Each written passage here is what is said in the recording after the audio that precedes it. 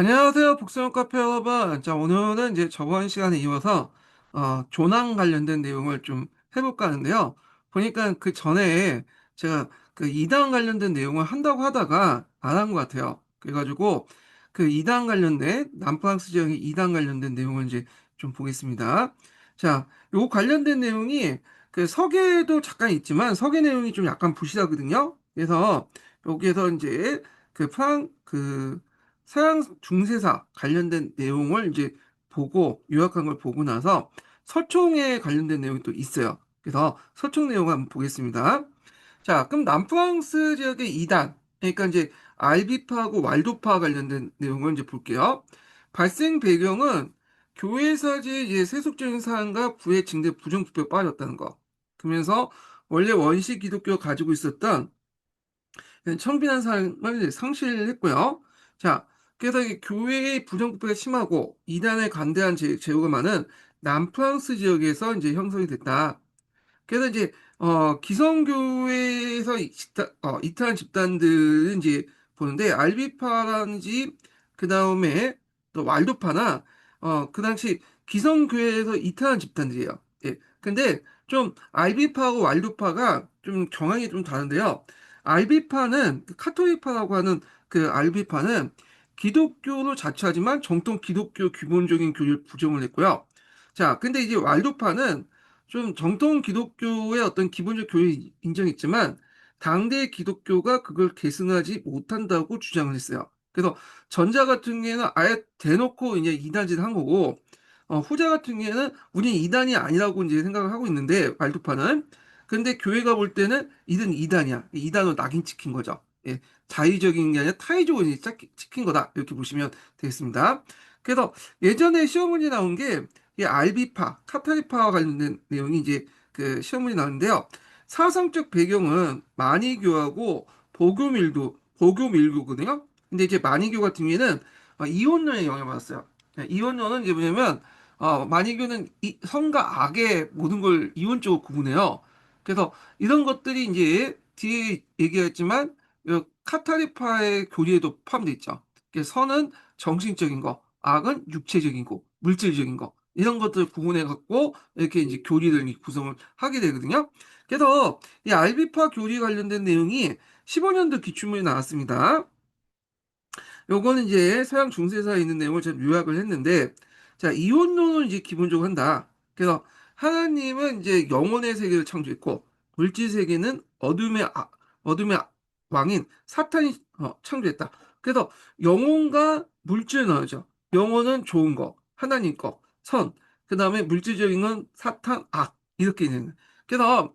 그래서 이제 결국 영혼의 정신, 성과, 물질의 악. 이렇게 이제 두 개 세력이 싸우게 되고, 그 삶의 목적은 이렇게 이제 물질로 구성된 육체의 속박부터 벗어나서 정신을 구해내어 죽은 뒤, 그, 그러니까 육체로부터 속박부터 정신을 구해내서 죽은 뒤에 빛의 왕국, 하나님의 나라로 가는 거다.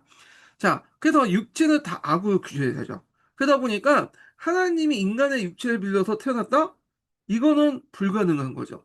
예. 그래서 이노니까 신은 그 뭐냐 선한 존재고 정신적인 존재인데 어떻게 인간의 육체를 몸속에 다시 나오냐. 그래서 예수님은 신이 아니라 뭐냐면 그냥 사자이다. 하나님의 사자. 인간의 모습 그 인간으로서 명을 받은 사자이다. 그러니까 마호메트 같은 존재다. 이렇게 주장하죠. 자, 그러니까 이 교리 자체가 이미 이제 삼위일체설을 아예 부정을 하는 거죠. 그리고 물질적인 요소를 통해 하나님의 은총을 내었던 성사일체술, 어, 그러니까 영체성사라든지 영세성사라든지 빵과 포도주의 성체성사 이런 것들을 이제 뭐냐면 부정했다. 그래서 물 뿌리는 행위, 그 다음에 빵과 포도주를 마시는 뭐 성체성사 다 이게 뭐냐면 성사는 물질적으로 이루어졌지만 이 성체성사와 영세성사는 인정 못하겠다. 이런 것들이죠. 자, 그 다음에 지옥에서 고통을 피하기 위해서는 세상에 다시 태어났고 영혼은 구원을 얻을 때까지 인간의 육신으로 계속 태어난다. 뭐 이런 논리가 있고 그 다음에 독신 생활을 강조하고 결혼 및 출산을 반대해요. 예. 왜냐면 영혼은 사악한 육체로부터 속박받기 때문에 뭐냐면 모든 사람들은 이제 뭐냐면 독신 생활을 해야 되고 결혼과 출산을 반대했다. 다 육체에서 비롯된 거잖아. 그러면 인구는 어떻게 인구는 재생산이 불가능하죠. 그러면 사회가 재생산 불가능하고. 근데 여기에서도 약간 이제 융통성을 발휘하죠. 이거는 성직자만 해당해. 성직자만. 결혼과 출산은 못하는 건 성직자만 해당하고 반대하는 거는 일반 신도는 할 수 있어. 일반 신도는 다 뭐냐 결혼하고 출산 다 가능해요. 예. 다만 죽을 때 이제 뭐 서품을 받아가지고 성직자 등급을 올라간 다음에 다시 천국 가는 거죠. 예. 그래서 요거는 이제 성직자만 이제 해당하는 거다. 이렇게 꼭 보시면 되겠습니다. 그래서 이렇게 이제 현실 세계에 적용할 때는 사제 계급하고 평신도는 이렇게 따로 하죠. 사제 계급 앞에 말한 것처럼 독신 생활을 적절히 해야 돼. 금융 생활도 해야 되고. 예. 근데 이게 상당히 뭐와 비교해 볼 수 있냐면 그냥 카톨릭 사제들과 비교해 볼 수 있어요. 카톨릭 사제 같은 경우에는 상당히 뭐냐면 좀 약간 부정부패에 빠져 있고 그다음에 결혼도 하고 그러잖아요. 자, 그 비교할 수 있으니까 얘네들의 어떤 그런 첨령성이 더 올라갈 수밖에 없겠죠. 비교가 되면서. 근데 평시도는 다 가능해요. 그러니까 직업 선택의 자유도 있고, 가정도 유지할 수 있고, 육식도 허용되고 하는데, 다만 이제 뭘 하냐? 죽기 직전에 서푼신만 받으면 돼. 그러면서 사제계급을 등록해가고, 거기에 죽으면 되겠죠. 예. 자, 그래서 이런 식으로 융통성 있게 운영됐다. 이렇게 보시면 될 것 같고요. 그 다음에 왈도파를 보겠습니다. 자, 이 왈도파는 피에로 왈도라는 사람이 이제 뭐냐면 창시했는데 특징은 얘는 이제 초기 때부터 이제 앞에 아, 카타이파처럼 뭐냐면 무조건 이제 이단이다 이렇게 이단이라보다는 교회에서 벗어나는 게 아니라 자신은 교회에 벗어날 생각 없었어. 그런데 얘네들 교리를 보니까 뭐냐면 다른 그 정통 교리들이 그러니까 그들 교리를 보니까 다른 정통 교리에 비해서 이단적 요소가 있는 거야. 그러다 보니까 이제 뭐냐면 카톨릭부터 이제 뭐냐면 팽당하고 이단으로 취급받게 됐죠. 예. 그래서 이제 교리 내용을 보면 원시 기독교 삶을 이제 강조했다. 이 기독교 크리스토교와 가르친 완벽한 기독교적 생활을 이제 실행을 옮길 걸 강조했고, 그 다음에 기독교 크리스토가 구원을 인도하는 생활 방식의 가르침을 이제 강조했죠. 예, 뭐 이런 내용들. 자, 그래서 이제 이런 내용들인데 뭐 구체적인 내용은 저도 잘 모르겠어요. 근데 하여튼 왈도파는 초기 기독교로 돌아가는데 처음부터 교회의 어떤 그런 그 반항한 생각 없었는데 그들 교리가 교회 보기에는 이단이기 때문에 이단 취급받았다. 이렇게 보시면 되겠습니다. 자, 그래서 이단은 이제 처음부터 이제 뭐 타협한 건 아니고 처음에는 평화적 방법을 하려고 했는데 설득이 안 되니까 무력 탄압을 선회됐죠. 그때 이제 이 무력 탄압을 선도했던 것이 이노센트 3세, 이노케트 3세죠. 그래서 이제 이노케트 3세와 필립 2세가 이제 주도를 해서 알비 십자군을 조직하고요. 그래서 시몽드 몽프가 그걸 이끌고 남프랑스 일대 평정을 성공하죠.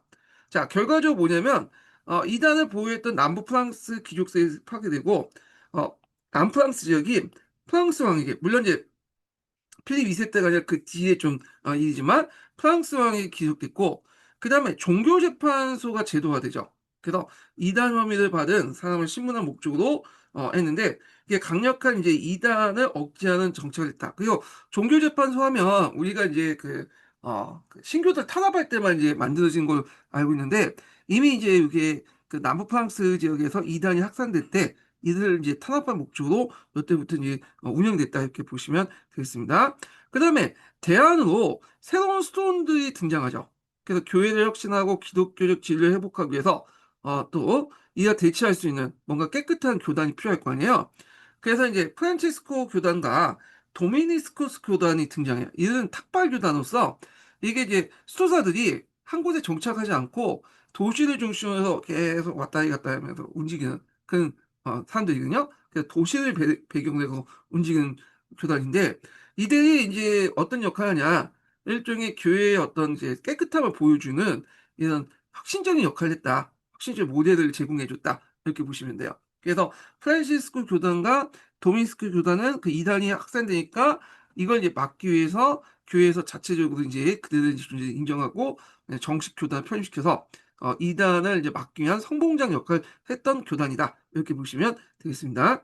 자, 하여튼 이 이단 사상은 후에 남프랑스 일대 위그노가 형성할 수 있는 사상적 영향을 줬다는 거. 그리고 뭐 디에오 위크리프나 호수 개혁주의에도 이제 영향을 줬다. 이렇게 기억을 해두시면 되겠습니다. 자, 그래서 요 관련된 내용이 서총에 잘 나와 있거든요. 서총 관련된 내용 한번 보겠습니다. 서총 몇 페이지 펴보시냐면요. 403페이지 펴보세요. 2단 운동.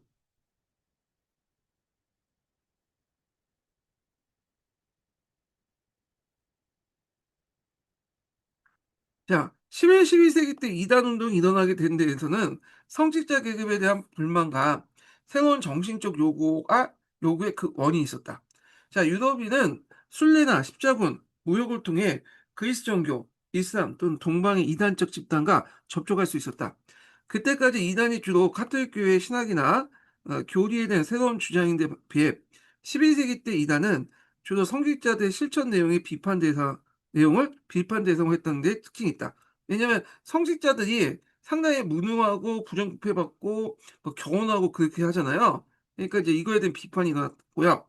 그래서 이야기 반성직자주의 지향한 운동의 공통점은 복음서, 성경에 기술되어 있는 바와 같이 그 그리스도의 생활과 일치된 진정한 그리스도의 생활이라는 신념이다. 너희들 지금 생활하고 있는 게 예전에 그런 예수님 말하는 성직자의 삶이냐? 그러면서 비판을 하는 거죠. 그러면서 이제 이때 한마디로 12세기 이단 운동은 예전에 원시 그런 기독교 그리스도의 상할로 이제 되돌아가자는 움직이었다. 자, 그래서 그때 이제 알비파와 왈도파가 그 중요한 역할을 했던 거죠. 자, 여기에는 왈도파를 보겠습니다. 자, 이 왈도파는 이제 알비파가 그 앞에 있나? 어? 뒤에 있네요. 근데 이게 왜 왈도파를 먼저 설명하지? 알비파부터 읽어볼게요. 이게 맥이 맞는 것 같은데. 자, 알비파는 이제, 보는데, 이 알비파를 카타리파라고요. 카타리.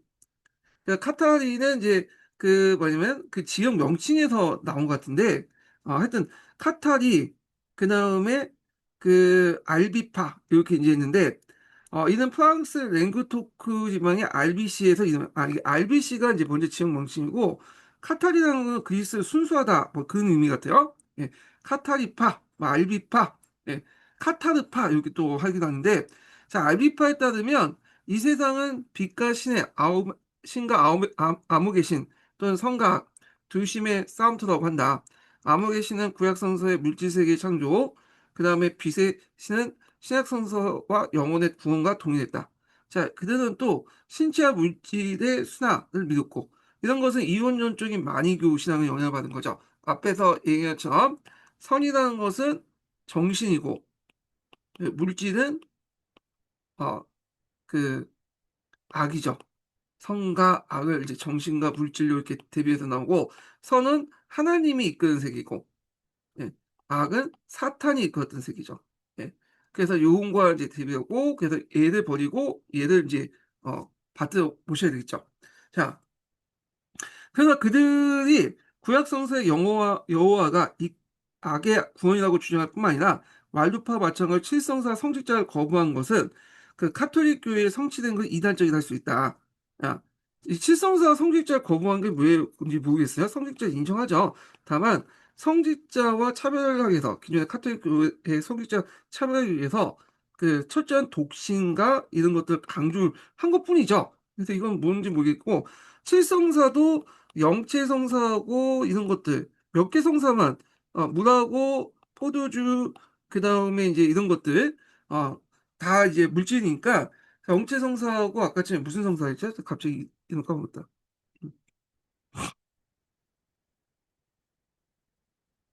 어, 영체성사하고 영체성사하고 아 말하자면 영체성사가 그냥 영세성사하고 성체성사 영세성사와 이제 성체성사만 거부한 거예요. 예. 근데 이제 이거는 약간 총론 내용이 좀 잘못된 게 하는데 다시 읽어볼게요.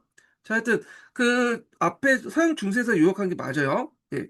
자, 그럼 계속 읽어보겠습니다. 급하게 교회 조직이나 결혼을 해서 종교적 근본 목적을 이제 거부하는 등 완전한 이단적 주장을 했다. 아비파에 따르면 구원은 생활의 절대 순수성, 그리고 예컨대 채식이나 독신 생활 등에서 실천함으로써 이루어진다는 것이다. 자, 알비파는 남프랑스와 북이탈리아에 널리 인기가 있었다. 이 파는 그 자체의 강력한 조직을 가지고 제후의 이제 후원 아래 카톨릭 세력을 추출할 정도였다. 자, 이 지방은 당시 이제 이 지방은 남프랑스 지역이에요. 당시 프랑스에서 고도로 발달된 뚜루바두루 시인의 어떤 문학 활동이 완성한 것이다. 그러니까 아마 남프랑스 지역에서 이단이 나왔던 것은 뭐냐면 이슬람 세력하고 연결돼서 그런 것 같아요. 이슬람 세력들이 이제 이베리아 반도에 있었잖아요. 이 사람들이 이제 그 문화가 남프랑스에 영향을 줬다고 하고 있거든요. 그래서 제 생각은 그래요. 제 생각엔. 예. 그래서 하여튼 이렇게 있고, 자, 그래서 이제 카톨릭 교회에서 왈도파와 알비파에서 비롯된 위험을 고려해서 그들에 대한 재개종 운동이 일어났고, 그러나 10년간 재개종 운동이 실패로 끝나가자 알비 십자군을 결성해서 뚜루즈 지방의 알비파에 대한 학살을 감행했다. 그 결과 뚜루즈는 프랑스 왕이 기속되고 알비 십자군의 어떤 난폭한 행위는 그 지방의 상업과 문화를 쇠퇴한 승리의 원인이 되었다. 쇠퇴신 원인이 되었다. 자, 그리고 알비 십자군은 중세 카톨릭 교회의 또 다른 승리였다. 그러나 이를 계기로 기성교회에 대한 비판과 불만이 높아졌으며 위클프와 후스가 주장한 개혁주의가 커다란 사회 문제로 대두되게 되었다. 위클프와 후스에도 영향을 미쳤다. 이렇게 보시면 되겠습니다. 자, 그다음 왈도파를 읽어볼게요. 왈도파는 알비파처럼 이혼론적 주장을 하지 않았다. 1170년경 프랑스 리옹의 상인 왈도는 철저한 가난 속의 일상을 보내기를 작정하고 설교를 시작했고 1173년 그는 리옹의 가난한 사람들이라는 단체를 창설했다. 자, 이들이 왈도파였다. 왈도는 복음 속의 그리스도가 재산을 모든 가난한 사람에게 나눠주어 주님을 모방했다. 자, 이후에 이제 성 프란치스코와 수도회를 창설한 동기가 일치했으며 초기에는 알렉산더 3세로부터 주목받기 시작했다. 왈도파는 성직자 역할을 인정하지 않았다. 진실은 아마 이것 때문에 제 생각에는 이게 이단으로 이제 성직자 같은 경우에는 여러분도 알다시피 이제 그 천주교 같은 경우에는 성사를 하잖아. 칠성사, 대사. 그래서 이런 것들을 인정하지 않았기 때문에 그 당시에 이제 교회부터 이단을 찍힌 것 같아 보니까. 예. 자, 하여튼 그 카톨릭 교회는 1215년 나트를 공의에서 왈도파를 이단으로 규정했다. 그러나 교회는 이 운동을 탄압하는 데 실패했으며 왈도파 세력은 북이탈리아에서 집요하게 남아 그중 일부가 프로테스탄 운동에 가담하였다. 이렇게 보시면 되겠습니다. 그래서 여기에서 나테르 공예에 관련된 내용을 제가 예전에 좀 설명한다고 해놓고는 잠깐 얘기만 하고 그냥 넘어간 것 같은데 나테르 공예 예전에 한번 시험문이 나왔죠. 그래서 그때 이제 이노케트 3세 때 그 나테르 공예가 이제 했잖아요. 그 나테르 공예의 그 결정 내용들을 예전에 한번 시험 문제 나왔거든요. 그래서 요거 한번 정리를 해보겠습니다. 자, 이노케티투 3세 앞에 이제 잠깐 언급했죠. 그래서 유럽의 이제 그 각국의 정치 문제에 개입했고 4차 십자군 운동을 주도를 했고 라테르 공예 제4차 라테르 공예를 주도했다. 이렇게 보시면 될 텐데 요거 관련돼서 시험 문제 나왔어요. 그 내용을 볼게요. 자, 성체성사하고 하체선을 공인했다. 빵과 포도주를 이제 물질적인 것 때문에 알비파에서는 금지시켰잖아요. 근데 이거를 다시 공인한 거죠. 예. 그래서 성체성사에서 하체선, 그러니까 빵과 포도주가 하나님의 피와 예수님의 피와 살이 되었다. 이런 말이죠. 하체선. 이런 걸 공인했다는 거예요. 그러니까 아마 이거는 이제 4차 라테르 공예가 뭘 염두에 두냐면 그 당시 확산됐던 아이비파와 말도파가 확산이 되니까 그걸 염두에 두고 이제 개최한 거거든요. 예, 그거와 연결시켜서 보시면 되겠습니다. 예, 자, 그 다음은 이제 좀 보면요. 자, 그 카톨릭 교도는 1년에 한 번 정도는 고해 성사를 해야 된다. 사제는 시제에 의한 판결 금지. 시제라는 것은 게르만법 중에 일부라고 했죠. 그래서 상처에 이제 흉터를 보거나, 그러니까 사람에게 이제 여러 가지 형벌을 가해가지고 그 흉터를 보거나 그걸 통해서 그 사람의 죄의 유무를 이제 판단하는 게 시제법이잖아요. 이런 걸 교회법에서 이제 금지시켰죠.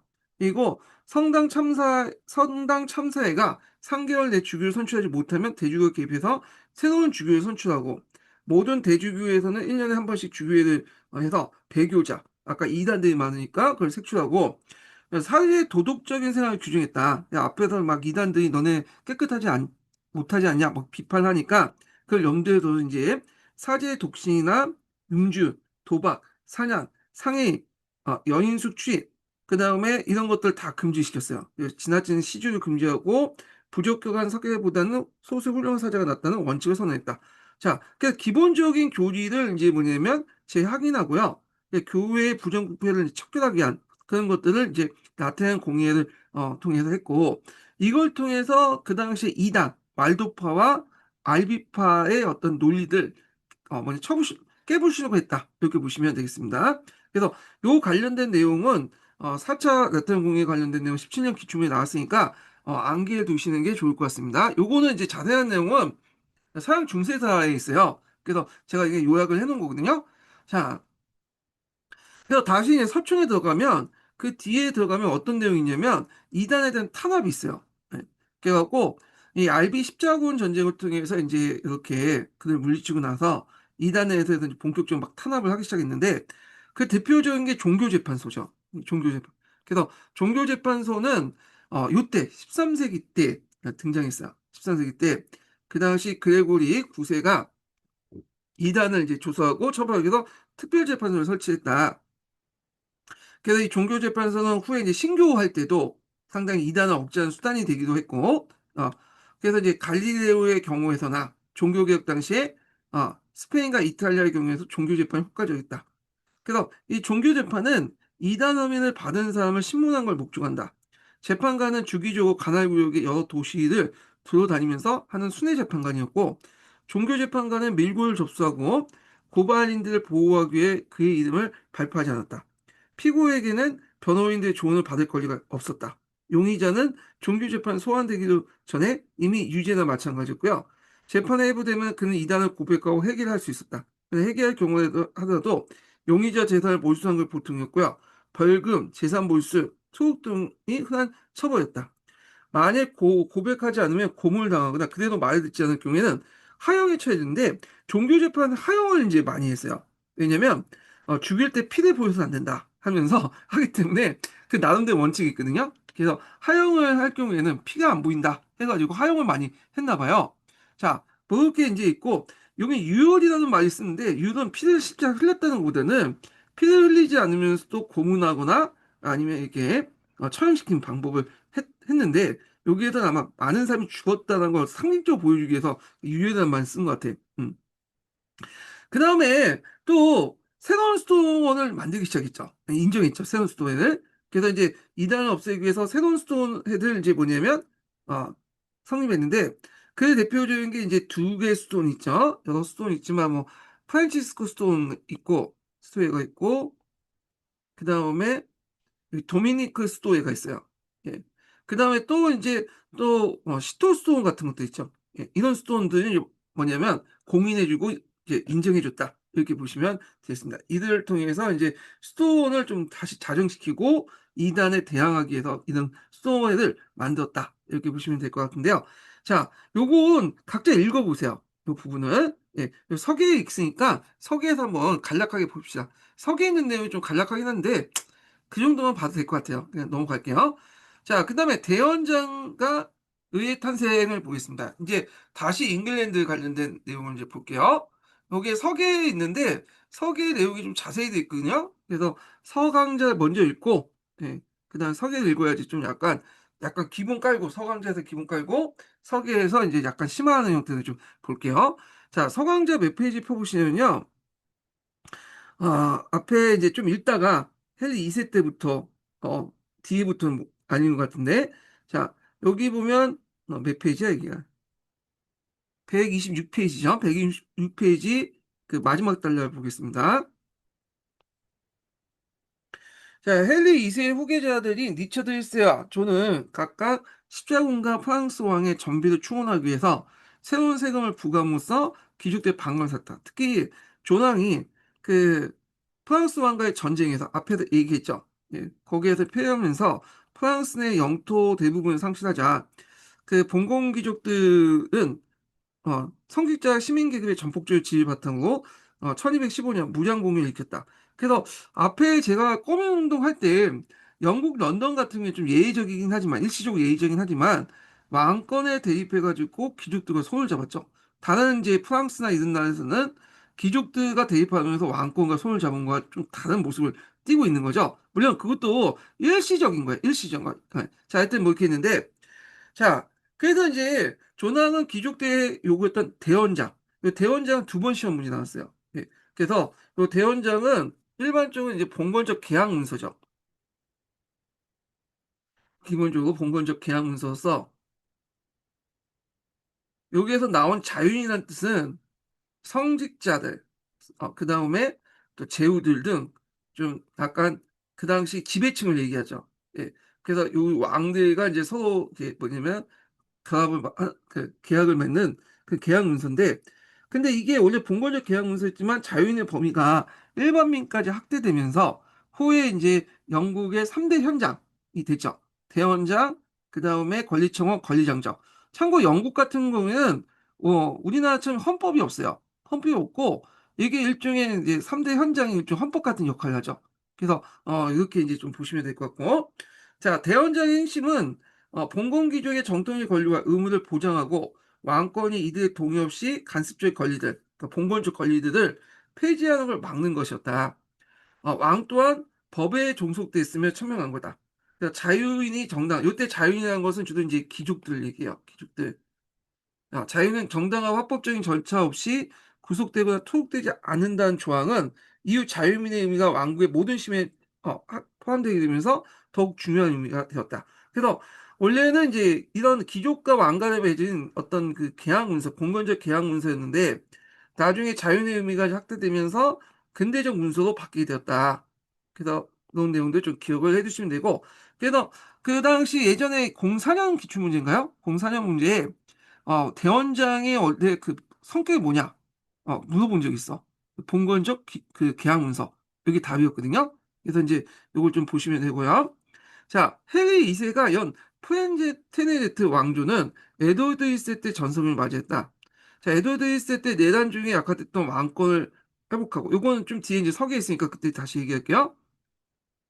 왕국의 행정을 전문화했다. 그는 봉건적 세금과 함께 재산세와 관세도 최대한 징수하고 자신의 뜻에 복종하는 충복도들 관리를 등용하면서 봉건 제후들을 강력하게 통제하려고 했다.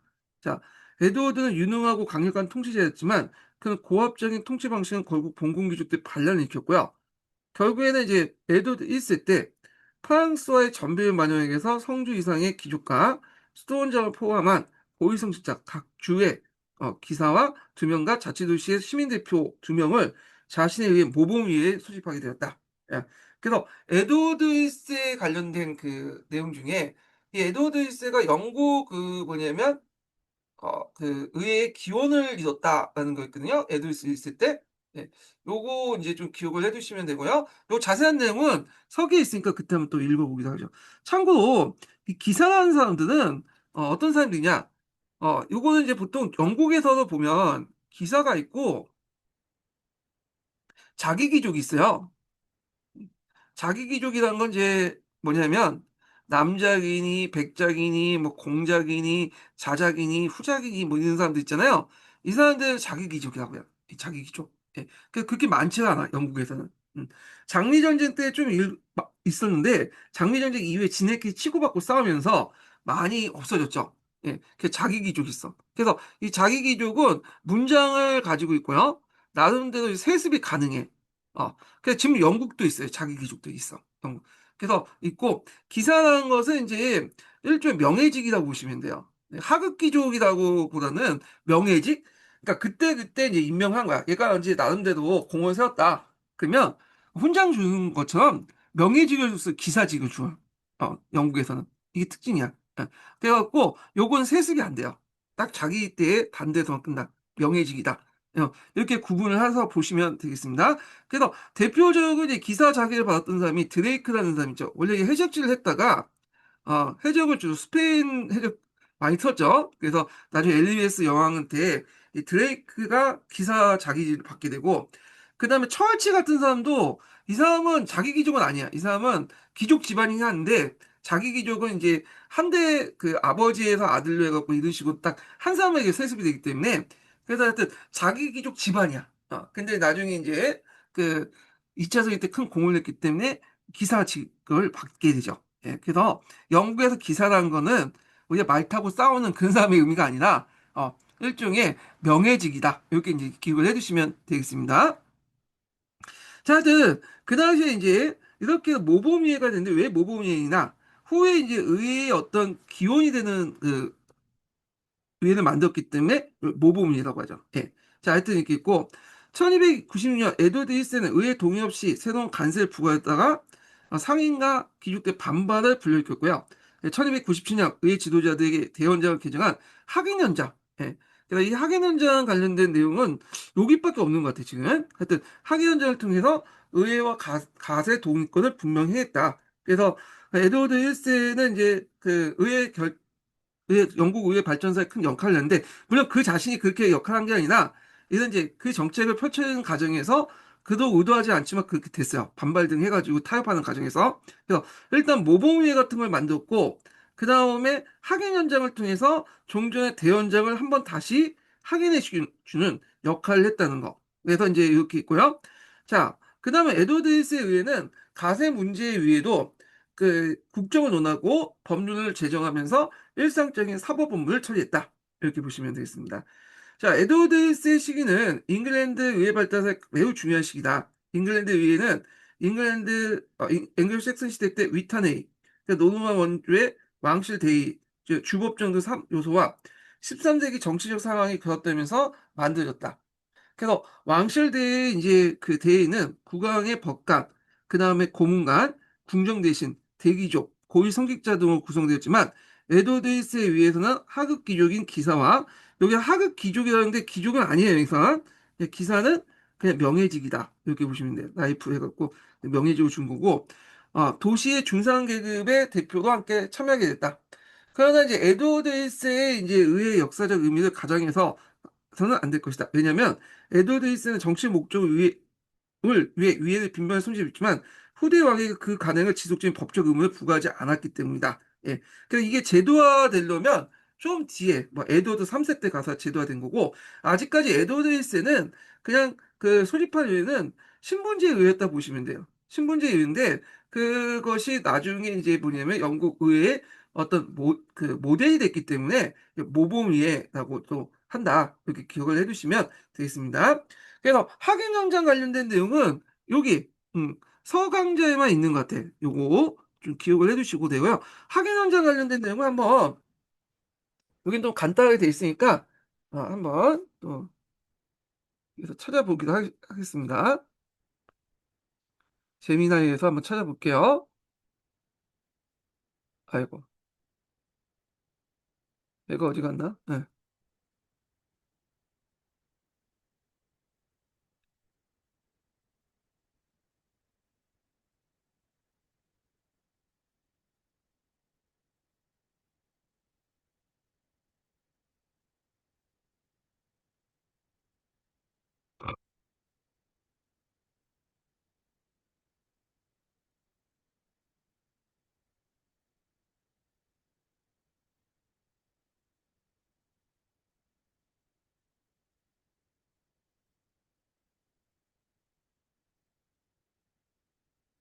자, 학예명장 관련된 내용인데 한번 볼게요. 제가 말 너무 많이 하다 보니까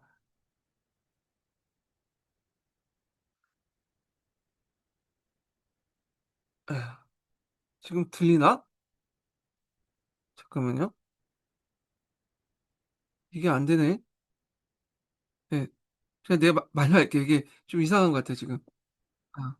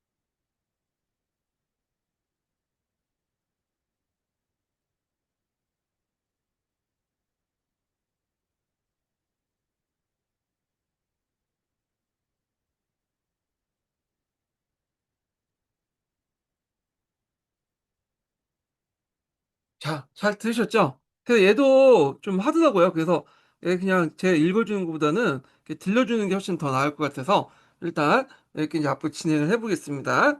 예. 자, 그러면 이제 여기까지 이제 에드워드 힐스에 관련된 내용을 이제 서강좌에서 한번 봤고요. 자세한 내용은 서계에 있거든요. 서계하고 뭐 서총도 있는데 서총까지 읽을 시간 없으니까 서계만 읽고 그냥 넘어가겠습니다. 자, 서계 몇 페이지 펴보시냐면요. 224페이지 펴보세요. 자, 요거 하기 전에 인증번호 하나 알려드릴게요. 인증번호, 첫 번째 인증번호는 50번입니다. 첫 번째 인증번호 50번이에요. 자, 영국의 리처드 사자 시왕은 당대 제일 가는 무장이었고 매력적인 인물이었으나 국왕으로서 부적당했다. 자, 10년간의 이제 시세에 영국에 머무는 것도 1년도 되지 못하였던 것이다. 그를 계승한 이제 동생 존은 그 리처드와 대조적 인물이었는데 교활하고 음험하고 잔인하였다. 그래서 존 같은 사람은 이제 뒤에 보면 존 2세, 존 3세, 존 4세 이런 게 없잖아요. 예. 그래서 존은 그 당시 영국에 무능하게 찍혔기 때문에 그를 계승한 그 이름을 딴 후세 왕이 없어.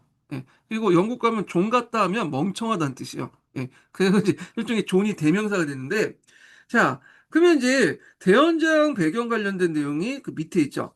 도시의 발달, 무역의 번창, 농산물 시장의 급속한 확장 등으로 상인과 봉건 귀족의 수입이 증대되는 걸 본 존은 국왕의 수입을 증대시키려고 했고 그러한 정책은 자연 봉건제도의 반감을 불러일으켰다. 자, 존이 근데 카리스마 있고 능력 있으면 반감 있더라도 킥스를 못하겠죠. 근데 이 사람이 딱 보니까 무능한 짓을 많이 했죠. 대륙 대부분의 영토, 프랑스 영토를 상실했고 그래서 실제왕이라고 이제 땅을 잃은 왕이라는 별명이 붙게 되는데 자, 귀국하니까 봉건 귀족들은 1215년 무장 봉기를 일으켜서 런던을 점령했으며 이 시민 계급이 이에 호응했다. 자, 이에 조는 하는 수 없이 윈저 근처에 라니미드에서 귀족 대표와 하업하면서 그들이 제출한 이른바 귀족대 요구사항인 대원장을 승인했다. 대원장 대부분 조항은 당시 봉건 귀족대 요구사항으로서 일시의 성격을 갖고 있다. 그러니까 봉건 귀족과 왕가에 맺어진 봉건적 계약 문서다. 이렇게 보시면 되겠습니다. 그다음 3조 국왕직속의 전체에 의해서 승인 없이 군역 대납금이나 특별 보조세를 징수할 수 없다는 규정. 자, 군역 대납금은 앞에서 원리엄 때 정보가 윌리엄이 이제 만들어진 세금이죠. 이 사람이 프랑스를 지킬 그 뭐냐면 어 가려면 그 봉건 귀족들 그러니까 프랑스 봉건 귀족들에게 프랑스를 지킬 의무를 부과했는데 거기 가기 싫으면 돈을 내라 하는 게 군역 대납금이잖아요. 자, 그래서 있고 전체의 승인 없이 이 전체라는 것은 이제 귀족들 모임의 이제를 얘기할 건데 이게 나중에 의회로 이제 이름이 해석이 바뀌어지죠. 이름이. 자, 하여튼 의회로 다시 해석되어지죠. 자, 그래서 이 말은 뭐냐? 3조는 의회에 뭐냐면 동의 없이 가세할 수 없다. 이 말로 이제 나중에 해석된다. 이렇게 보시면 되겠습니다. 그리고 39조는 자유인은 정당한 합법적인 절차 없이 구속되거나 투옥되거나 재산을 박탈되지 않는다. 조항은 이후에 영국 역사상 매우 중요한 의미가 있다. 전자는 영국의 가세에 대한 어떤 통제의 기초가 되고, 요 전체가 나중에 의회로 이제 해석이 된 거고, 그다음 자유인이라는 개념이 이제 나중에 다 밑에 있는 사람들이 확대되잖아요. 그래서 이것은 이제 개인, 영국과 미국에서 개인의 자유의 토대가 되었다. 당시에 있어 자유인의 수는 전 인구의 절반도 되지 못했으나 시대의 변천에 따라 자유인 수가 증가돼요. 이게 자유는 그 귀족이나 뭐 성직자이나 시민들 드나 이런 정도의 사람이었다 보시면 돼요. 자, 근데 이제 자유인 수가 증가하니까 39조가 갖는 의미가 중요성이 증가되었다. 자, 그러면서 이제 뿐만 아니라 대원장을 승인함으로써 조는 법에 종속된 것을 인정한 셈이며 그 결과 대원장은 영국 국왕의 제한군주, 입헌군주제임을 언제나 상기시키는 말하자면 왕권의 제동 역할을 했다. 그래도 국왕권이 계속 강화될 때마다 이 대원장의 구조를 이제 다시 얘기하면서 이렇게 하지 마라 하면서 이제 그 국왕권 확대에 어떤 제동 역할을 했다는 거죠. 예. 자, 그다음 존을 계승한 헨리 3세는 극도로 허약한 군주로서 낭비가 심하고 교황이 비굴했다. 참다 못해 귀족들이 레스터의 시몽드 몽프로 이 시몽드 몽프로는 앞에 알비파 그 십자군 했던 그때 주도했던 시몽드 몽프로라는 사람이 있어요. 이 사람하고 다른 사람이에요. 예. 이 사람은 프랑스 매척 집안이에요. 이 사람은. 그래서 다른 사람이다. 이렇게 보시면 되고, 동명이인이에요. 자, 하여튼, 영도아를 귀족 집에 요구하고, 헨리가 저항하자 그를 사로잡아 수년간 실제 영국에 지배했다. 그리고 이제 그러나 귀족 사이의 분열과 대립으로 발생했고 영국 왕자 에드워드 1세죠. 몽프로의 군대를 격파하면서 그의 당파를 분사했다. 근데 이제 이 시몽드 몽프로가 나름대로 시몽드 몽프의 의회를 만들었어요. 예, 이 부분이 좀 빠져 있는 것 같아 지금. 예, 그래서 하여튼 시몽드 몽프로 의회 같은 것들이 이제 이때 만들어졌고 자, 에드워드 1세는 무장으로서 정치가로서 제1급에 속하는 군주였다. 그는 먼저 내란 중에 약화돼도 왕권을 회복하고요. 그 다음에 왕권 강화 정책으로 국왕의 행정을 분할시켜 전문화시켰다. 그러니까 지금 에드워드 1세의 업적들이 쭉 나오는데 요거는 서양사 강자인지 아까침의 내용하고 연결해서 보시면 될 것 같습니다. 그래서 여기 보시면 알겠지만 여기 이제 에드워드가 이제 집권할 때 관련된 내용들이 있죠. 예. 그래서 에드워드 1세가 내란 중에 약화됐던 내용인데 내란 관련된 내용이 없잖아요. 근데 이 서계를 보면 이 내란이 나와 있죠. 여기 보면. 예. 자, 그래서 봉건 신하들로 구성하고 있는 왕실 회의를 국왕 직속의 재무관 내지 법관으로 강화하고 특히 왕실 재정의 업무를 분하여 전문화하는 한편 신하들이 민사소송을 처리하는 그 민소재판소를 이제 민사, 형사 관계없이 국왕에 관련된 모든 소송을 처리한 왕자재판소를 설치해서 왕의 재판권을 강화했다. 그래서 왕이 재판권을 강화시키는 형상들은 이미 역대 영국의 왕들이 계속 했던 거죠. 예, 재판권을 계속 왕 밑으로 두려고 하고 강화시키려고 했던 거는. 그 다음에 여기에서 중요한 건 의회의 탄생이다. 그러니까 모범의회 관련된 내용을 이제 얘기를 하고 있는데, 시몽드 몽포의회는 그 밑에 있네요. 예. 자, 하여튼 이렇게 있는데. 자, 그래서 영국 의회는 앵글색슨 시대 때 위탄회의. 이거 예전에 기초에 나왔던 거죠. 노노 왕조 시대 때 왕실 대의, 회의. 그 다음에 주법전 등 여러 요소와 간섭이 13세기 때 역사적 상황 속에 결합돼 성립된 거다. 그래서 의회라는 것이 이제 이때 만들어진 것은 아니고 이전부터 있었던 거죠. 그리고 의회라는 말 자체가 원래 협의라는 뜻이지 지금처럼 뭐 입법권이니 뭐 이런 걸 행사하는 개념은 아니었어요. 근데 영국에서 이렇게 이제 그 뭐냐면 조금 만들어진 시작했는데 그 기원이 됐던 것이 에드워드 1세다. 이렇게 이제 보시면 되겠습니다. 그리고 이제 아까 제가 이제 언급했던 것 중에 그 시몽드 몽프 위에가 여기 나왔어요. 그래서 이 몽프가 귀족들이 서로 대립하고 그의 당파로부터 이탈한 경향이 보이자 이제 시민 계급과 주 기사의 지지를 얻고자 이렇게 이제 각 주에 두 명의 기사와 자치도시 두 명의 시민 대표를 귀족과 고위성직자와 더불어 의회를 구성했던 것이다. 이렇게 이제 있는데 요 구성그 그러니까 시민 계급과 주 기사에 얻고자 하는 각 주의 두 명, 기사 자체도 두 명의 시민 대표인데 여기에 관련된 내용이 서강자의 에드워드 1세 때 잠깐 이렇게 언급돼 있거든요. 여기 보면 여기 에드워드 1세는 시몽드 몽프에서 좀 더 발전된 것 같아요. 보니까 여기에 구성에다가 성주 이상의 기족과 수원장을 이제 포함한 고위성직자도 있고요. 기사 2명, 자치도시 2명인데 요때 이 모범의회는 아까 시몽드 목포의 의회보다는 보다 요 내용이 이제 더 추가됐다. 예. 그래서 이제 이렇게 보시면 되고요. 근데 시몽드 몽포의 의회나 모범의회나 근본적으로 아직까지는 근대적인 의회가 아니에요. 그냥 신문제 의회인데 그게 나중에 이제 의회 기원이 됐죠. 특히 모범의회 같은 것들. 예.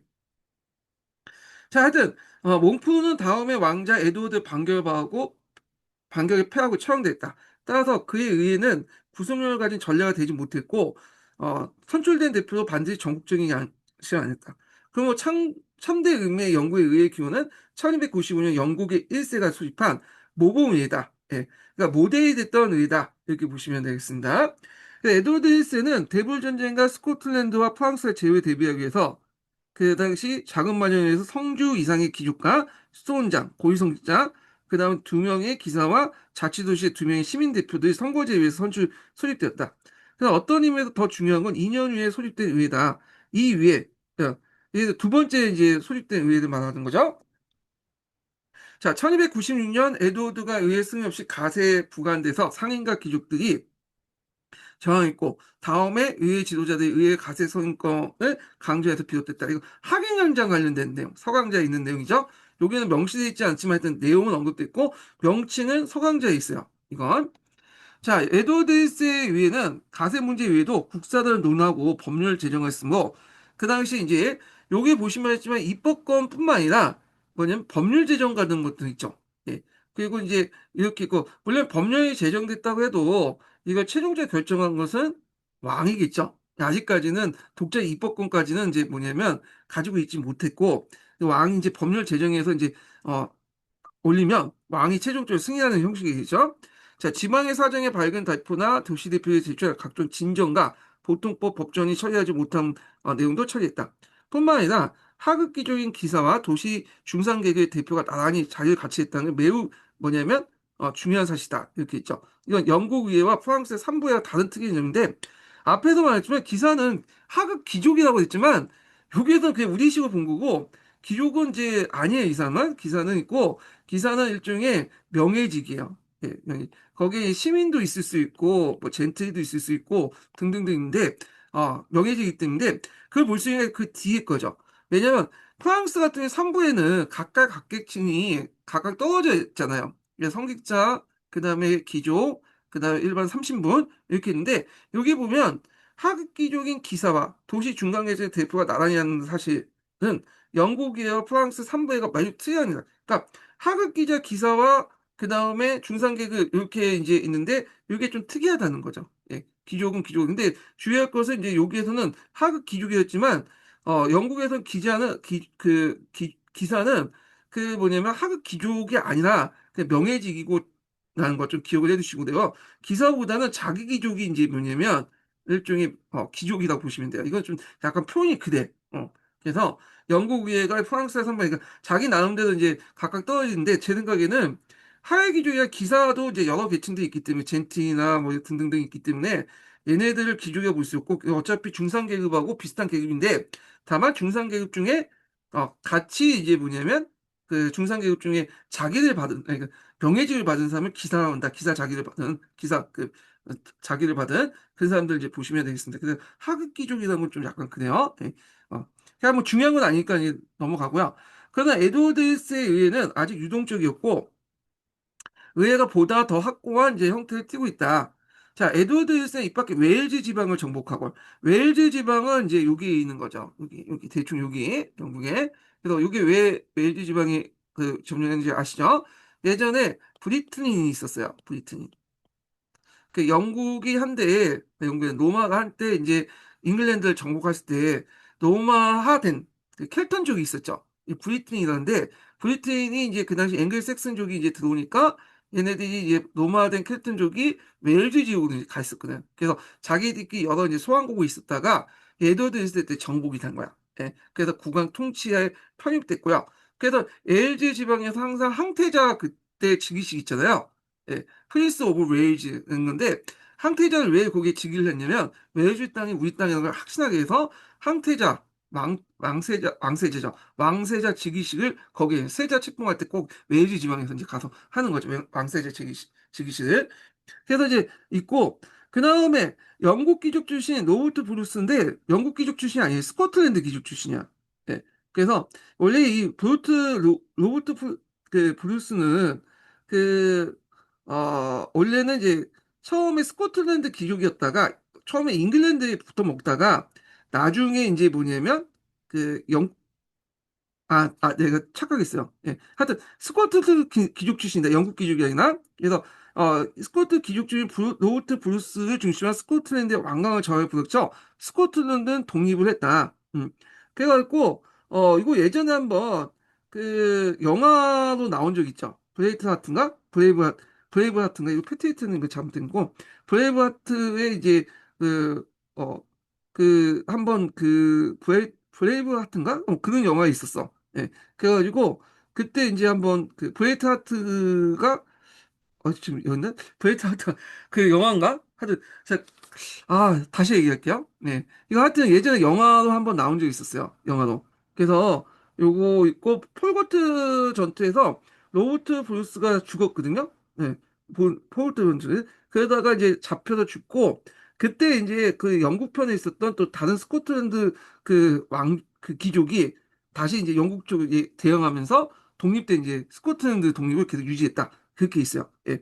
그래서 이제 이렇게 있는데 하여튼 이때 이제 스코틀랜드하고 잉글랜드가 계속 싸우게 돼요. 예, 계속 그래서 잉글랜드가 나중에 보면 전투력이 계속 올라가게 되거든요. 그건 뭐냐면 스코틀랜드하고 계속 싸우는 과정에 전투력이 계속 올라갔기 때문에. 예. 그래갖고 이제 이런 것도 좀 기억을 해두시면 되고. 하여튼 로버트 브루스가 그 스코틀랜드 귀족 로버트 브루스가 계속 싸워서 결국에 뭐냐면 그 스코틀랜드 동력을 유지할 수 있었고 그 예전에 이제 브레이브 하트가 그 배우 이름이죠? 갑자기 생각이 안 나네.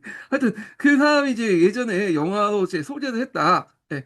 그런데 폴고트 전투에서 이제 패배를 해가지고 죽었지만 그 후에도 계속 이제 뭐냐면 독립운동을 계속해서 결국에 스코틀랜드 독립을 유지했다. 뭐 이 정도만 좀 기억을 해두시면 되겠습니다. 예. 그래서 이제 그 있게 있고 그 다음에 넘어가서요.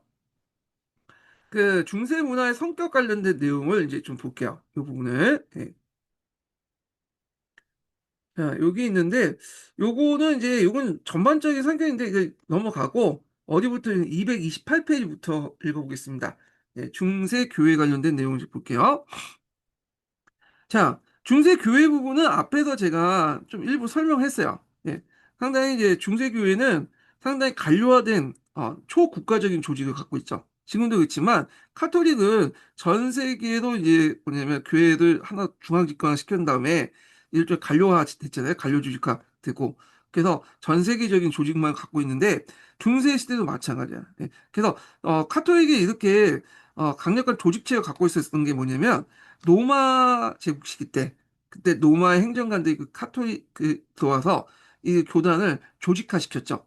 그런 것들이 지금도 계속 영향을 주고 있고 중세 시대도 당연히 영향을 줬죠. 그래서 상당히 전국적인 어, 조직망을 갖고 있다. 그래서 이렇게 좀 기억을 해두시면 될 것 같고요. 자, 그럼 내용을 보겠습니다. 중세교회는 초국가적인 강력한 조직체였다. 그 정상에 있는 것은 교황으로서 교황청에는 교황을 보좌하는 많은 관료와 서기가 있었고요. 교황다운 가는 고위성직자 추기경이 있었다. 자, 추기경 회의에서 교황을 선출했다. 이걸 꼼꼼합배라고 했죠. 그래서 실질적으로 교회 관리의 핵심은 주교로서 몇 개의 주교 강구가 합쳐져 대주교 강구가 형성되고 그 관리자를 대주교로 했다. 각 주교 강구의 중심이 되는 도시에는 주교 성당이 있고 성당 참사회가 주교를 선출하고 그를 보좌했다. 하부 조직은 교구로서 도시는 크기에 따라 다르지만 뭐 서너 개 농촌 하나의 총장 내지 장원 하나의 교구로 이루어졌다. 교구 사제는 그 말단 그 사제를 말하죠. 그 관리자로서 일반 민중과의 접촉이 가장 많았다. 자, 그 다음에 외곽 조직으로서 종교회, 공의회가 있는데 공의회 관련된 내용은 나중에 설명을 하겠습니다. 자, 그래서 수많은 수도원, 그 교단이 있었다. 자, 이런 조직을 바탕으로 교황은 강력한 정치 권력을 행사하고 교황에게 복종하지 않는 군주나 제후에게 파문을 통해서 위협했다. 그 파문 관련된 내용을 앞에 얘기했죠. 그 파문을 통해서 교황이 정치 권력을 이제 행사했다. 이렇게 보면 세속의 이제 권력에 행사했다. 이렇게 보시면 될 것 같고요. 자, 그 한국과의 전체의 이제 성사 금지령. 그래서 군주나 제후에 파문을 취하면 몇 개 성사를 제외하고는 그 지역의 시민들은 성사를 못 받아요. 파문당한 그 군주 제후들은 그래서 성상 금지령이 있었다. 그래서 이런 식으로 해갖고 정치적인 어떤 그 뭐냐면 세속 권력의 정치적인 어떤 권력을 그 세속 권력에 영향을 미쳤다 이렇게 보시면 될 것 같고요. 자, 중세교회는 교회법에 입각한 독자적인 재판권을 가지고 있었으며 형사 관계 처벌의 대부분이 벌금형이었고 그것은 주교에 적지 않은 수입원이 되었다. 자, 교회 수입은 비단 벌금만이 아니었다. 주교나 수도원은 강대한 이제 장원을 소유하고 있었으며 모든 교구민은 교회세를 납부하고 기타 초입세 관련된 내용을 이제 그등 세금과 신자로부터 기부 등으로 중세교회는 막대한 경제를 가지고 있었다. 13세기 때 교황청의 이제 수입은 유로의 모든 군주와 국왕의 수입을 합친 것보다 많았다. 자, 이렇듯 중세교회는 단순한 종교기관의 어떤 것인 게 아니라 독자적인 재판권을 가진 정치 권력체였고 또한 막대한 경제력의 소유자이기도 했다. 뿐만 아니라 중세의 정신세계와 문화계는 완전히 교회의 통제 아래 있었으며 칠성사를 통해서 유도민이 모두의 일상생활을 강조했다. 칠성사 앞에 설명했죠. 그래서 이제 중세 속담에는 중세인이 교회를 떠나서는 태어날 수도 죽을 수도 없었다. 뭐 이런 내용이 있고요. 자, 그 다음에 이제 그 앞부분에 제가 이제 여기 부분은 읽지 않아도 되는데, 요 12세기 르네상스 관련된 내용이 있거든요. 그래서 요거 부분은, 서강자 관련된 내용 한번 읽어볼게요. 서강자 154페이지 한번 보겠습니다.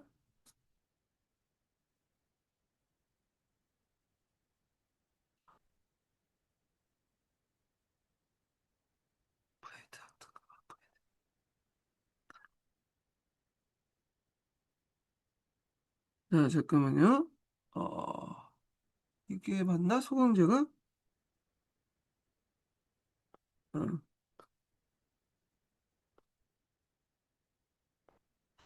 어, 서강자 관련된 내용인데, 이게 제가 착각했어요.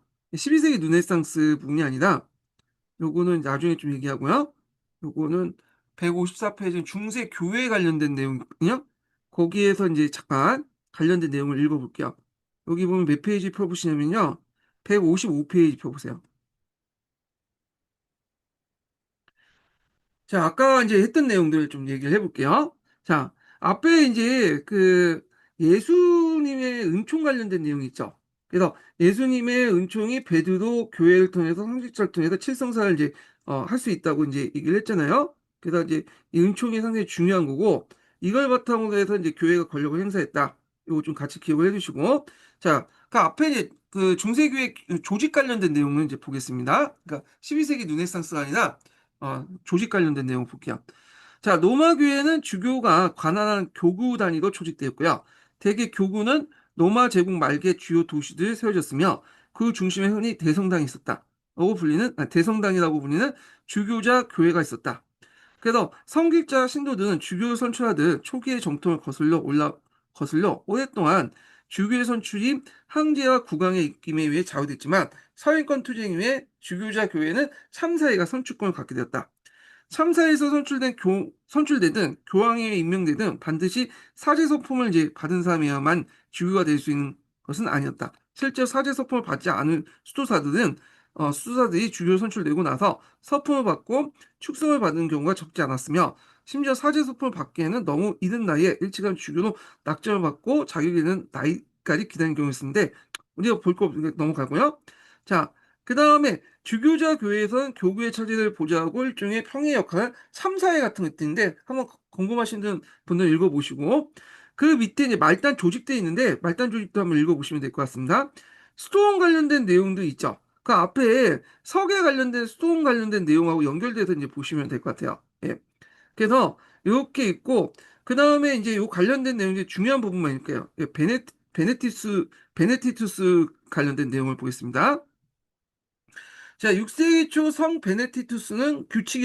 어, 베네티스 규칙이었다. 그래서 이제 수도원제가 확립되는 이 규칙이 되게 중요했다는 거죠. 동방에 나온 기존의 규칙들과 교황의 이제 교구의 저술 등을 어, 균형과 중용의 정신을 종합한 이 규칙은 서방 수도원의 정통의 호시가 되었으며 세상으로부터 분리, 정주 및 공동생활, 가난, 정결, 숙명의 선, 그리고 하루 7번의 공동 예배와 기도, 육체 노동과 정신 노동에 쌓인 일상의 바로 그 정통을 이룬 요소였다. 로마식 정례가 카톨릭 교회 포준으로 확립된 카로lin고 제국 아래서 또한 제국 전역의 수도였던 성 베네딕투스 계율의 채택가도 법제화되었다. 그래서 이제 성 베네딕투스 계열의 정신은 10에서 12세기 때 수도원 개혁 운동을 주도한 크로닉스온과 시투스온을 계승했다. 뭐 이런 내용이 있고요. 그 다음에 이제 쭉 넘어가서 자, 시투스토어에 관련된 내용인데 이거 한번 보시면 될 것 같아요. 이거는. 예. 그 다음에 이런 내용들은 각자 보시고 그 옆에 이제 보면 이제 도미니크 성 프란치스코 그 성교회나 뭐 그런 내용이 있거든요. 중요한 거니까 각자 읽어보시면 될 것 같아요. 예. 그리고 그 옆에 보면 제4차 나트랑 공예도 있으니까 한번 읽어보시면 되겠습니다. 이거 기출에 나왔던 거죠. 자, 그러면 다시 이제 보겠습니다. 중세교회. 자, 여기에서 이제 넘어가서 시트교단과 이제 탁발교단 관련된 내용 볼게요. 여기에서 이제 주로 볼게요. 앞에 있는 내용도 있는데 여기 보는 게 나을 것 같아요. 예. 자, 10세기에서 크로니스톤을 중심으로 강력한 개혁운동을 전개된 사실을 가져서 앞에서 서술했지만 12세기 때 베네디트 계율을 엄수하려는 시트교단이 그 크게 발전했다. 창설은 이제 11세기 말이었으나 시트교단의 발전에 초석을 놓은 사람은 클레르보의 수도원장 베르나르였다. 그의 정력적인 노력에 의해서 12세기 초에 5개의 교단 소속의 수도원이 그가 죽은 무렵에 343개로 증가했고 13세기 말에는 그 수가 다시 배로 늘어났다. 시트교단은 앞에서 말한 것처럼 베네디트 계율의 엄격히 준수하는 걸 취지로 삼아 단순하고 검소한 수도 생활을 보냈다. 그러나 가장 특이한 점은 장원을 비롯해 농경지의 기준. 이 시트교단 같은 경우에는 장원을 상당히 많이 경작을 했어요. 개간지도 많이 했고 항무지도 개간했고. 예. 그래서 간척지나 항무지 개간은 상당히 특화된 수도원이었다. 이렇게 보시면 되겠습니다. 자, 그들에 의해서 많은 항무지가 개척되었으며 특히 영국의 요크셔의 항무지가 강대한 이제 목양으로 변하면서 영국의 양모 생산 중심지가 된 것도 시트교대의 개간 사업이었다. 이렇게 보시면 되고요. 그 다음에 13세기 때 이렇게 이제 든 게, 그 도시의 발달 이단의 발생. 아까 이제 알비파 같은 것도 있죠. 그리고 정화된 복음 진영의 생활에 대한 갈망들 결합한 2개의 탁발구단이 성립됐는데, 그래서 그 하나가 이제 그 성 프란치스코에서 만든 프란치스코 교단이고요. 그래서 성 프란치스코는 중세 성인 중에 가장 사랑스러운 인물로서 보다 단순하고 자연스러운 생활 속을 권고했다. 그런 자연을 창미하고 그 속에 신의 영광과 업적을 보았으며 세 가지도 설교했다. 약간 이제 뭐가 가깝냐? 신비주의와 가깝거든요. 신비주의는 이제 어떤 중개자 없이 이제 일반 신자가 하나님과 이제 이렇게 직접적으로 소통하는 걸 신비주의라고 하는데 약간 그런 느낌이 들어요. 예.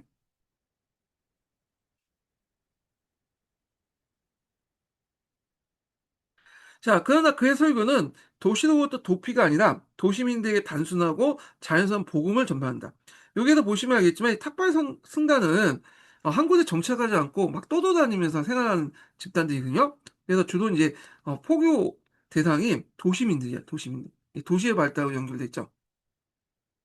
그 다음에 또 다른 이제 탁발 교단은 성 도미니쿠스에 의해서 성립된 도미니쿠스 교단으로서 이 도미니쿠스는 에스파니아 출신이었으나 남북 프랑스에 여행해 준 알비즈파 같은 이단을 놀라서 생명의 위험을 무릅쓰고 설교를 시작했으며 1216년 교황의 인가를 받아 교단을 성립했다. 그의 주된 목적은 성 프란치스코와 달리 이단을 개종시키는 것다. 청빈을 강조했으나 그것은 교단의 세력과 위험을 증가시킨 방편이었고 도미니쿠스 구단은 종교 재판을 주로 이제 관여했다. 그래서 도미니쿠스 구단은 이당 방면의 어떤 특화된 교단이다 이렇게 보시면 되고 요 프란치스코 교단 같은 경우에는 천빈에 특화된 교단이었다 이렇게 이제 보시면 되겠습니다. 자, 그래서 두 교단은 급속도로 교세가 이제 발전됐으며 13세기, 14세기 때 대학의 발전에 중요한 역할을 담당했고 당대 제일관 석학들을 배출했다. 그런데 이제 시간이 지나면서 이 두 교단 또한 뭐냐면 교세가 확장돼서 천빈과 거리가 멀어져. 그래서 15세기 때 쇠퇴했다 이렇게 보시면 돼요. 그래서 여기 교단의 좀 흐름을 보면 처음에 수도사 교단, 수도원 교단은 어, 성 베네딕투스가 이제 서방 수도원을 이제 만들고 기트 만들고 그다음에 이게 또 부패해지니까 그 안에서 코널스톤이 나왔고 코널스톤도 또 부패해지니까 성 프란치스코와 도미니스코 스토어도 만들었고 근데 얘네들 또 부패해지니까 나중에 예수회도 만들죠. 이렇게 이제 연결돼. 예. 그래서 이 스토어는 교회 자정운동에서 나오면서 끊임없이 이제 뭐냐 교회 자정에 어떤 원동력을 제공해줬다. 그렇지만 그들도 이제 좀 있다가 뭐냐면 예전 교회처럼 또 부패해졌다. 이렇게 이제 기억을 해두시면 되겠습니다. 네. 자, 그다음 학문의 부활 좀 볼게요. 자, 이렇게 있고 자, 그 다음에 이제 여기 부분은 이제 보는데요. 좀 보겠습니다. 자, 봉건사의 전반적인 안정을 바탕으로 유럽은 11세기 이후에 사회와 문화의 모든 면에서 스스로 자각하고 눈부신 독자의 발전을 하게 되었다.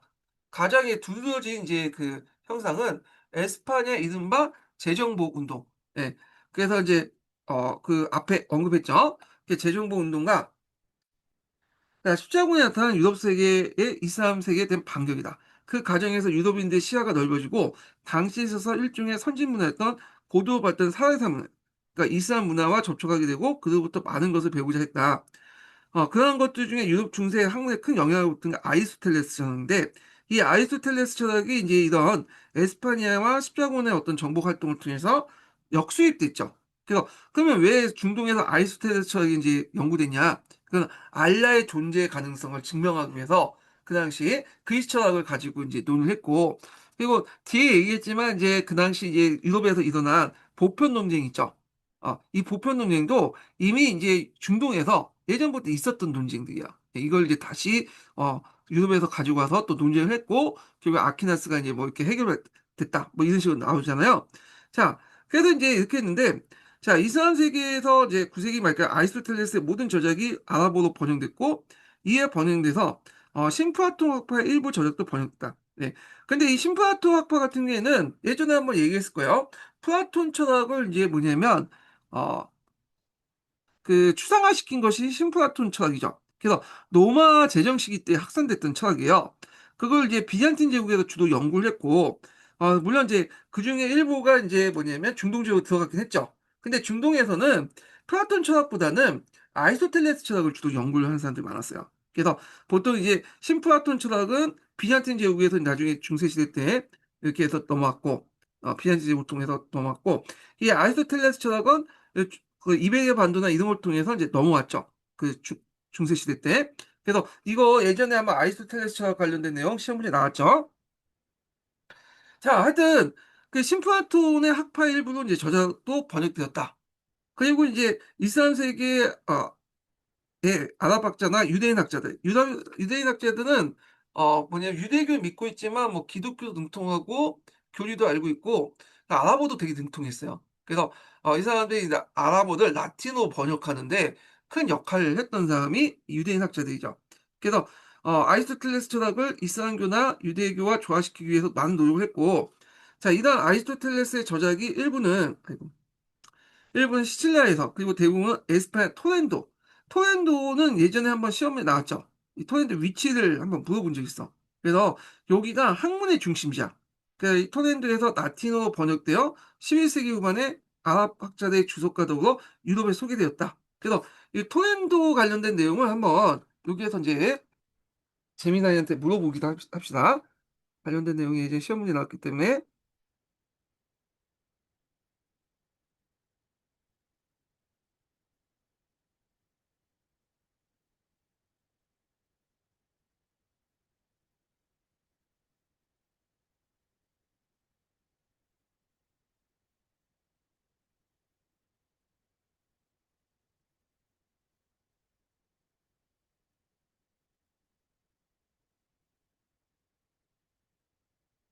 자,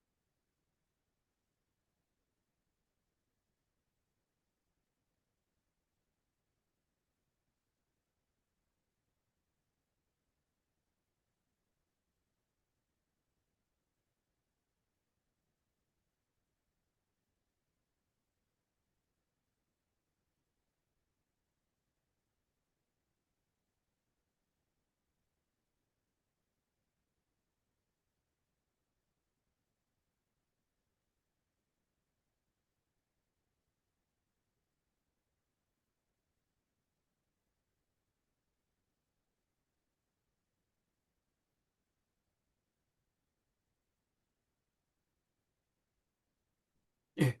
그 톨레도 예전에 시험이 나왔기 때문에 좀 봤고요. 자, 그 다음에 이제 로마 제국의 몰락 후에 유럽에서 알려진 유일한 아리스토텔레스의 저작이라는 것은 고작 보에티우스가 번역한 논리학에 관한 초보적인 논문인데 참에 아리스토텔레스이 이제 그 전부 소개된 사실은 유럽 중세학문에 크게 발달하였죠. 그래서 이제 뭐냐면 기존의 교부 철학을 가지고 기독교를 설명했는데 아리스토텔레스 철학이니까 교부 철학과 아리스토텔레스 접목시키려는 그런 과정에서 보편 논쟁이 나왔고 결국에 이것이 스콜라 철학을 낳게 했다. 이렇게 보시면 되겠습니다. 그래서 유럽에서도 아리스토텔레스라는 인물이 어떤 사람인지 알고는 있었어요. 근데 이 아리스토텔레스의 구체적인 어떤 그 이론 관련된 내용은 알지 못했거든요.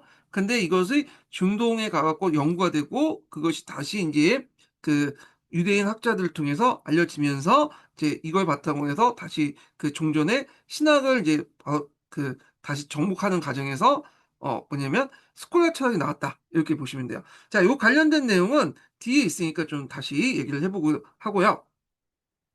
그래서 이제 아리스토텔레스 철학을 어떻게 이제 그 기독교 교리의 테두리에 융합시키냐는 문제를 중심으로 전개되었다고 해도 과언이다. 스콜라 철학 관련된 내용이고 요 뒤에 나왔으니까 다시 뒤에서 하겠습니다. 자, 11세기 이후에 상공업과 도시의 발달은 중세학문과 문화 발달에 또 다른 강력한 자극제가 되고 새로운 환경을 조성하게 되었다. 중세 전반기에서 학문과 교육을 중심지는 수도원이었고 로마 제국의 몰락 후에 심의하고 가날프게 남아 학문의 등불을 유지했던 것이 수사되었다. 자, 그러나 이제 11세기부터 12세기에 거쳐 사태는 달라지게 되는데 11세기부터 활기찬 수도원 개혁 운동의 전개도 불구하고 이제 수도원은 이제 문화적 지적 활동에 있어서 가장 중요한 중심지 역할을 상실하게 되고요. 12세기 때 들어가면 이제 수도원에서 주교 성당이던 부속학교로 이동하게 되는데 그래서 이제 이걸 스콜라라고 하죠. 예, 이 스콜라가 더 발전된 것이 대학이라고 보시면 돼요. 그래서 수도원, 스콜라, 대학으로 해갖고 중세시대 학문의 중심지가 옮겨가게 되고요. 이 스콜라나 이 대학이 이제 발달했던 것이 뭐냐면 십자군 전쟁 그 와중에 또는 그 결과로 이 당시 이제 유럽의 어떤 상품화폐 경제가 발달하게 되죠. 중세시대 때. 그러면서 도시가 발달이 돼요. 그래서 도시 중심의 이제 어떤 주교 성당이라든지 대학이라든지 여기에서 이제 학문이 발달하게 되고 그래서 이런 것들을 보통 12세기 르네상스라고 이제 부르게 되죠. 자, 하여튼 이렇게 있고 이탈리아에서는 로마 제국 말기부터 학생들로부터 수업료를 받고 가르치는 개인 교사가 있었으나 알프스 북쪽에서 대부분 학자들이 정기적으로 생활비를 지급해 줄 수 있는 주교 성당이나 부유한 교회들이 소속하고 있었다. 그 결과 11세기에서 12세기 거쳐 많은 주교 도시들이 학문과 교육의 중심지가 되었고 학생들이 그곳에 모여들기 시작했다. 12세기 후반부터 13세기 거쳐서 대학이 설립됐고 수도는 물론이고 성당의 부속학교 대신해서 학문 연구의 보급이 새로운 중심지로 발달되었다. 이렇게 보시면 되겠습니다. 그래서 수도원, 스콜라, 대학 이런 식으로 뭐냐 학문의 중심지가 이렇게 중세시대 때 이동을 했다. 이렇게 이제 보시면 될 것 같고요.